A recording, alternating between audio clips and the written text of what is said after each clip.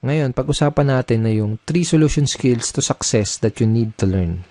Ito na yung mga skills na kailangan mong matutunan. Ito na yung mga skills na kailangan mong ma-master kung gusto mong magkaroon ng resulta sa business mo.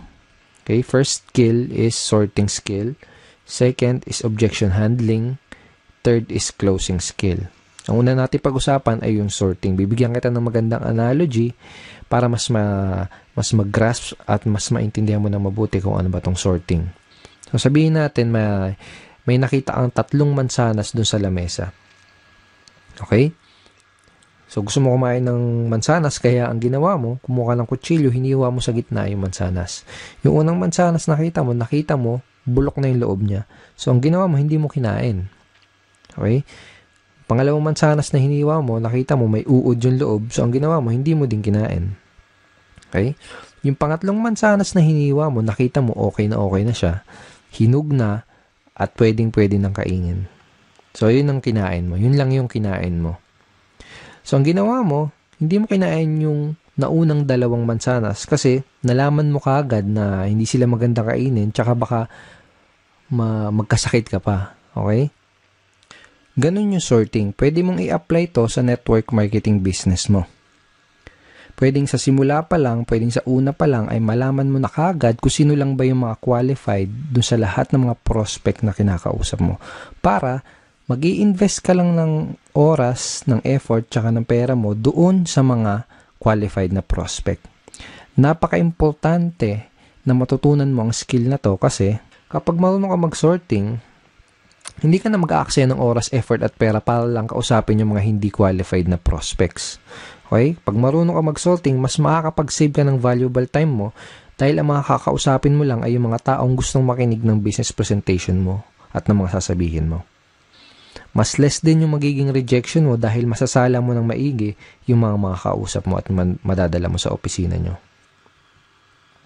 Ngayon, tatanungin kita, sinong mas gusto mong kausapin? Sinong mas gusto mong entertainin? Sino yung mas gusto mong dalhin sa opisina nyo? Yung mga taong walang idea sa pupuntahan nyo, yung mga negative, mga skeptical, yung mga walang pang-invest, o yung mga qualified, open-minded, at may mga desire maging successful na prospect na interesadong malaman ang opportunity mo. Okay? So, di na kailangan tanungin, di ba?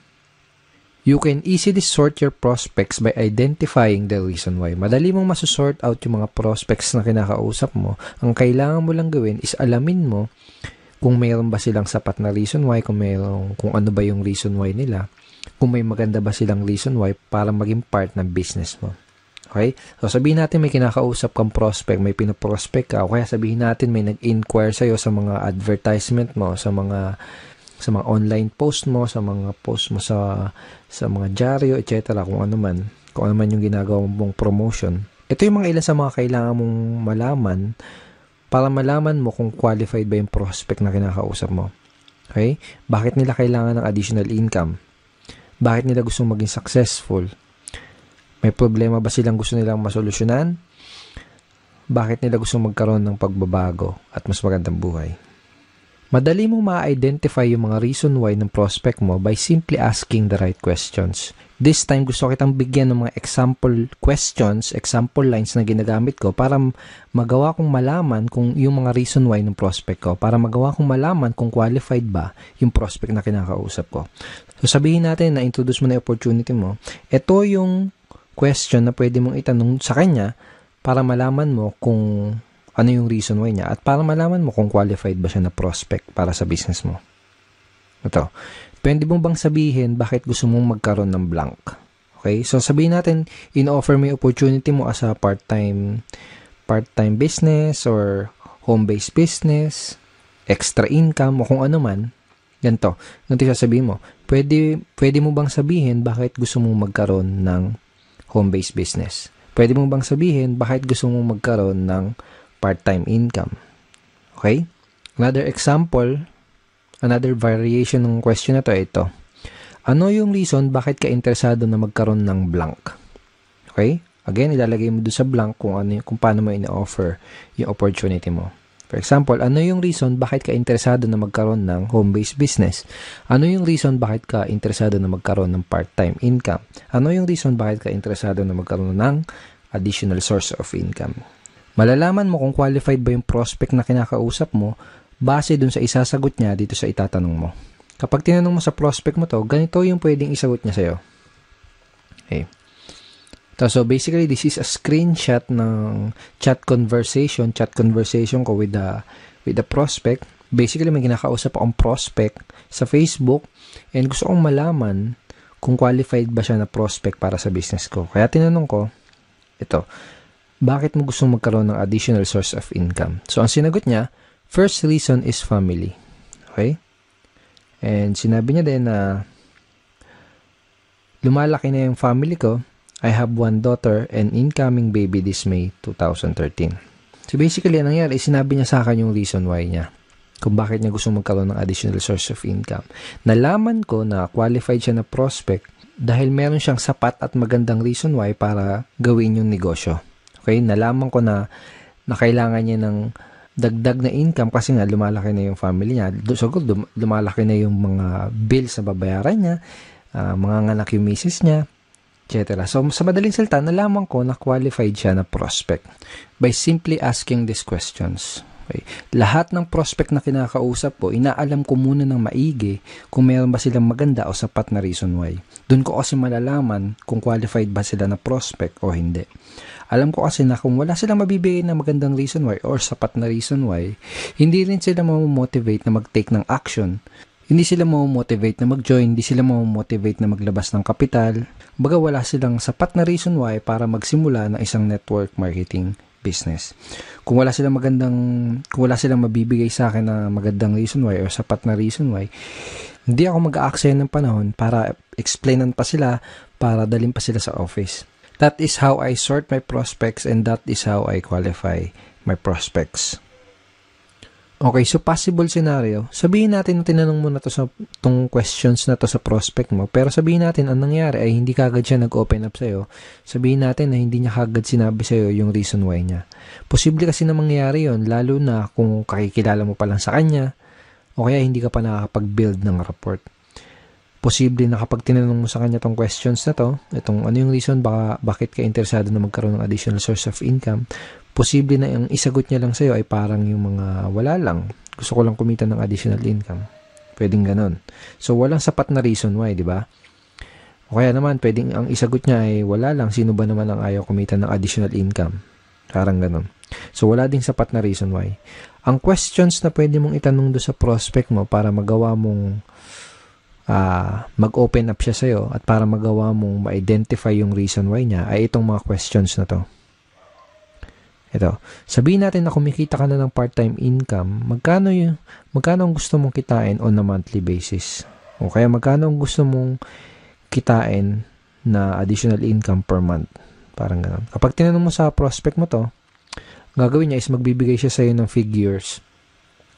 Usually, sasabihin nilang ng prospect is 10,000 per month, 20,000 per month, 50,000 per month, or 100,000 per month. Iba-iba. Okay, so kahit na anong ibigay niya sa yung figure, ito yung next na question na pwede mong itanong sa kanya. Ito, kapag kumikita ka na ng blank, kung magkano yung binigay niya sa yung income na gusto nilang kitain, kapag kumikita ka na ng 20,000 na monthly income, ano yung pinakamalaking maitutulong nun para sa'yo? O kaya, ano yung pinakamalaking maitutulong nun para sa'yo at sa pamilya mo? By this time, kailangan may maibigay na sa'yo yung magandang reason why yung prospect mo para malaman mo at matansya mo kung qualified ba siya na prospect o hindi para sa business mo. So, I will show you another example. So, basically, may kinakausap ulit akong prospect via Facebook chat. And by the way, napakita ko sa yung mga example is Facebook chat, pero obviously, dapat gamitin mo din to sa face-to-face or one-on-one or table talk conversation. Okay? So, again, may kinakausap ako na prospect via chat. Tinanong ko siya kung ano yung reason bakit niya gusto magkaroon ng additional income, pero wala siya nabigay sa akin na magandang reason why. Hindi kagad siya nag-open up sa akin. So, ang ginawa ko, tinanong ko kung magkano ba yung additional income na gusto niyang kitain on a monthly basis. Ang sinagot niya sa akin, 10,000 per month. Kaya tinanong ko sa kanya itong question na to. Okay, sabihin natin na kumikita ka na ng 10,000 na monthly income. Ano yung pinakamalaking may tutulong nun para sa'yo? Ang sinagot niya, sa pag-aaral po, pang-araw-araw na gastos sa bahay, and sabi niya, nakikitira lang po kasi ako sa kamag-anak ko. So by asking this simple question, napakasimpleng question lang naman, di ba? Pero very, very powerful in terms of identifying your prospects reason why. And very powerful para magawa mong mag-open up sa'yo yung prospect mo. So by asking this simple question, nagawa akong mag-open up yung prospect at nalaman ko na qualified pala siya dahil may maganda at sapat na reason why pala siya para gawin yung business. So pag alam mo na yung reason why ng prospect mo, pwede ka na mag-move on dun sa next step, which is to introduce him or her dun sa business opportunity na ina-offer mo. So kapag alam mo na yung reason why ng prospect mo, kapag alam mo na yung gusto niyang monthly income na kitain, ito yung line na pwede mong gamitin para madali mong ma-invite yung prospect mo doon sa inyong business opportunity meeting or BOM, sa inyong seminar or online video, kung ano man. Depende sa company nyo. Every company, iba-iba yung sistema nila. Okay, so ito yung line na pwede mong gamitin. Kung may maipapakita ako sa yung paraan na pwede kang kumita ng blank per month doing part-time para their why, isisingit mo dyan yung reason why na sinabi sa'yo ng prospect mo. Willing ka bang tignan kung ano yun? So for example, kung may mapapakita ako sa yung paraan na pwede kang kumita ng 20,000 per month na income doing part-time para magawa mong matulungan yung asawa mo sa mga gastusin nyo, or para magawa mong mabayaran lahat ng mga pagkakautang nyo, or para makatulong ka sa mga magulang mo, willing ka bang tignan kung ano yun? Kapag tinanong mo sa prospect mo tong question na to, ano sa tingin mo yung isasagot niya sa'yo? Tingin mo sasagutin ka niya ng hindi ako willing tignan yan? Wala akong time. Ganun ba yung sasagot niya? Most likely, ang sasagot niya sa'yo is positive answer. Ang pwedeng isagot sa'yo ng prospect mo ay tulad ng, sige, willing akong tignan kung ano yan. O kaya, mukhang okay yan ah. Ano ba yan? Sige, willing akong tignan kung ano yan. Para mga ganun. So, this is a very effective line na pwede mong gamitin para madali mong ma-invite yung prospect mo dun sa opportunity meeting nyo. Napaka-effective nitong line na to dahil ginamit mo yung reason why ng prospect mo dun sa invitation mo. Ngayon, pag-usapan natin kung ano yung mga pwede mong gawin para mapakinabangan mo na maigi yung mga tinuro ko sa'yo dito sa video na to. Okay? So, ito yung mga kailangan mong gawin. Una, write this example sorting questions that I gave you. So, mamaya balikan mo tong video na to, i-play mo ulit, tapos isulat mo sa papel o kaya i-type mo sa cellphone mo or sa iPad mo yung mga example questions na binigay ko sa'yo. Okay? Second, read this line ng paulit-ulit and try to internalize them. Okay? So, wag mo kabisaduhin. Okay? Mas maganda kung ma-internalize mo siya. Mas maganda kung mas maintindihan mo kung ano yung reason bakit mo siya tinatanong. Basta, tandaan mo, yung mga example questions na binigay ko sa'yo, ang goal mo, kaya mo gagamitin yung mga example questions na yun, ay para ma-qualify mo yung prospect mo at para malaman mo yung reason why nila. Okay? Pangatlo, start asking these sorting questions to your prospect. So, kung may kakausapin ka na prospect mamaya, bukas o sa isang araw, start using these questions. Simulan mong gamitin at itanong yung mga question na yun sa mga prospect na makakausap mo para magawa mong masort yung mga kinakausap mo na prospect at para malaman mo kaagad kung qualified ba sila o hindi sa business mo. Pag ginawa mo yun, mas makakapag-save ka ng time, ng effort, tsaka ng pera mo.